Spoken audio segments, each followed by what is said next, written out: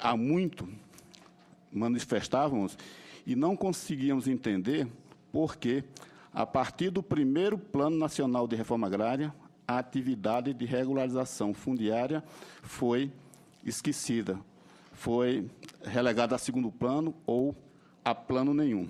E isso veio ocorrendo gradativamente a ponto de ser ser extinto dentro do INCRA os órgãos que cuidavam especificamente dessa questão. Existia uma diretoria fundiária a nível nacional, que me parece que o doutor Pimenta foi o último diretor, foi quem ajudou a colocar na cova, ou não ajudou, foi levado junto, tá? Os estados como Rondônia, por exemplo, tinha os projetos fundiários que trabalhavam especificamente com isso. Era, na verdade, vamos dizer, o órgão descentralizado mais importante dos projetos fundiários, porque eles trabalhavam com o processo de discriminação e arrecadação das terras, para depois haver um planejamento com vistas à destinação dessas terras. Simplesmente, esses projetos foram extintos, como era o caso do projeto de Ji-Paraná, era um projeto fundiário. Rondônia era dividido em quatro grandes projetos fundiários. Então, foram extintos. Então, houve todo um trabalho no sentido de que a regularização fundiária não deveria mais ocorrer e ficar as ações do INCRA exclusivamente com projetos de reforma agrária. Até porque saía-se do governo militar para um governo civil e vem aquela questão extremada que é colocada. E o que é comum em transferência de governo? Normalmente, o que o do passado fez para o do presente está quase tudo errado.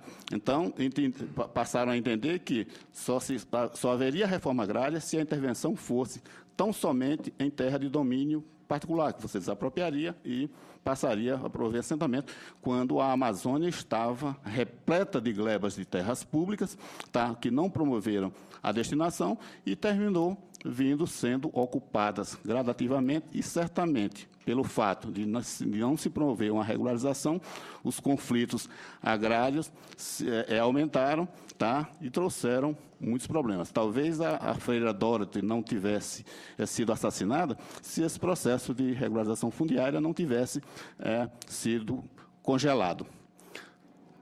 Tá? Essa é uma visão que a gente sempre teve e não entendíamos o porquê que pararam com esse processo. Estamos há 2 anos com uma retomada, conforme está sendo colocado, conforme foi colocado aí, tá? É um processo complexo, porque para você titular, você depende das terras serem demarcadas. Isso sempre foi assim. A lei de 1850 já dizia que vamos demarcar as terras para poder ser feita a titulação. E terras demarcadas, como em Rondônia tem muitas, no antigo processo de topografia, aquilo não serve, tem que passar pelo georreferenciamento, e isso é um fator limitante para que se chegue a esse produto final, que é o título. Eu achei interessante ser colocado, que eu nunca tinha ouvido ninguém fazer esse tipo de avaliação, a questão da regularização fundiária em relação à possibilidade de receitas públicas.